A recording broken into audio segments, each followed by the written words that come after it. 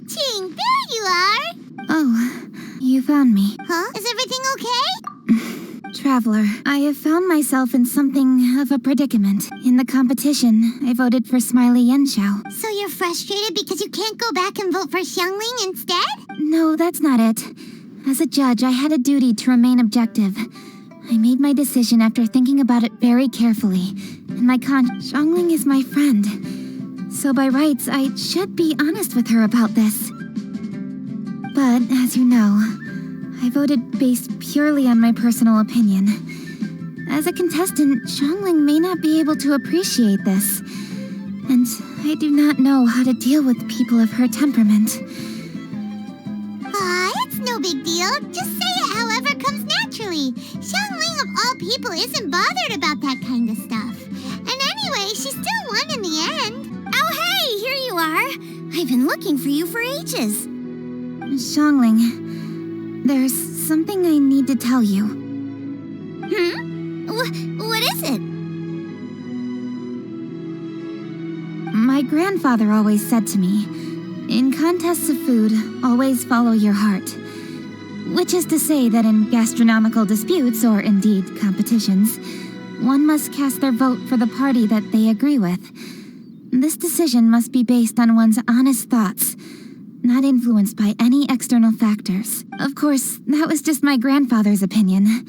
But I have to say, I am inclined to think he had a point. So, despite the fact that I am your friend, I cast my vote for Smiley Yenshao's Adeptus Temptation.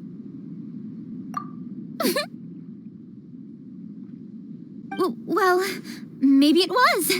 I like golden shrimp balls. Is that a problem? You were acting so serious that I honestly thought something was up. It's fine. Doesn't bother me one bit. Huh? You voted for who you wanted to, and that's totally okay. In fact, that's exactly how it should be. Otherwise, how could it be a fair competition? So, you made a point of telling me. Is that because you were worried that it made you a bad friend? Don't be absurd. Didn't I say already? I love this about you. You're just so conscientious about everything. Half-baked feedback just isn't meaningful to me at this stage. Seeking reassurance is what novices do, and it's been a long time since I was a novice. The way forward from today will only get more challenging, as will the dishes I'll need to cook. Honestly, I'll need friends like you along the way. You have a strong sense of responsibility, Kequing. But you know, not everything is always about responsibility. Yes, you're a Qixing, but you're also you, Kequing. When you're with friends, you don't need to think about everything so thoroughly. You know that's what Ningguang's like, right?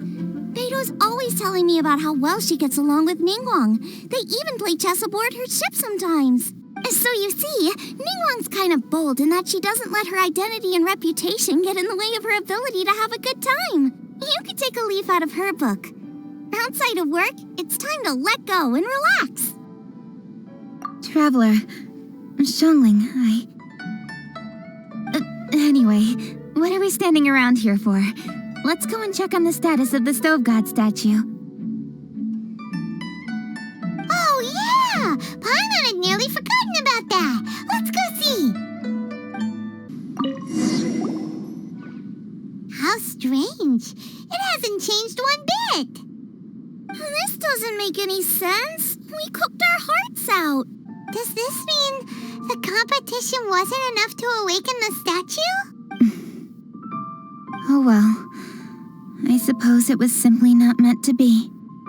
Yeah, we've waited this long already. There's no harm in waiting a little longer. Right, Xiangling? Yep, there's still time. Let's be patient. We'll all see this through together. On another note, I have some good news for you, Kequing. Things are looking optimistic for that recipe you gave me. Master came by before the competition and filled in the parts that were missing. So now I'll be able to cook it. In fact, I'll go find somewhere to make it right now. Wait here. Xiangling. Oh, and Traveler, could you come with me? Huh? You only just beat Smiley and Chow. You think you're up for challenging us already?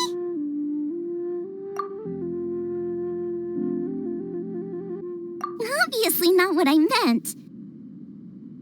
You collect recipes, don't you? I thought you'd probably be needing this dish during your travels, so I figured I'd share it with you. Oh, right! Paimon knew that. Sheesh, we totally misread that situation. Jeez, careful eating your words so fast. You'll give yourself heartburn. What are you staring at me for? Go on, go get on with your cooking.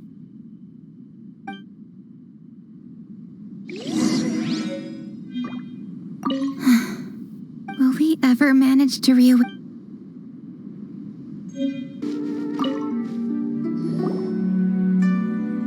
We're back!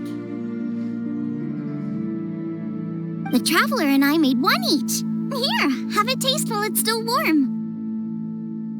Thank you. Don't mind if I do.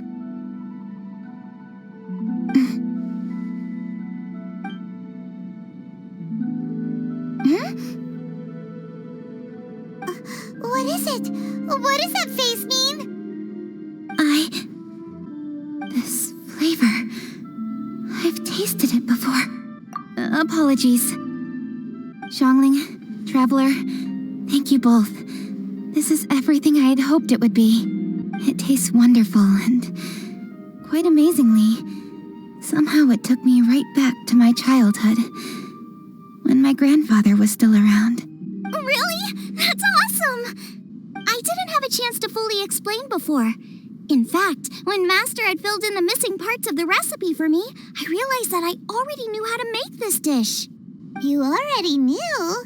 You mean you were able to make this without ever seeing the recipe? Uh-huh. My dad taught me how to make it.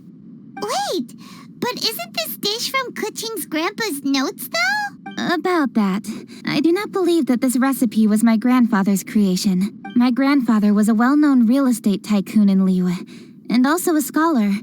He was an avid collector of old books and was quite knowledgeable on many of Liyue's customs and traditions that are no longer practiced. As a child, I used to spend a lot of time with him in his study. We'd read the classics together, then debate how much of it was actually genuine, and whether Rex Lapis was real or not. He used to say, books are just a bridge that bring us a little closer to history. It's up to those of us in later generations to ask these questions, search for the answers, and decide what they mean. Since then, my grandfather has passed on, and I've grown up to become a xiangling. My views on Rex Lapis have changed in this time too, from myth to reality. For me, the name Rex Lapis is inextricably wound up with memories of my grandfather. Whenever I see his name written down, it always reminds me of sitting in my grandfather's study, seeing all of his notes. As I said earlier, this recipe came from those same notes.